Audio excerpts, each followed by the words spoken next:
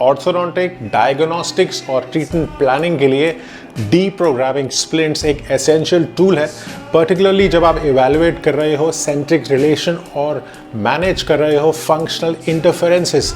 तो ये हेल्प करने वाली हैं हाइपर एक्टिव मसल्स को, एलिमिनेट करेंगे ऑक्लूजल प्रोप्रियोसेप्शन को और अलाउ करेगी mandible to settle into a true centric relation.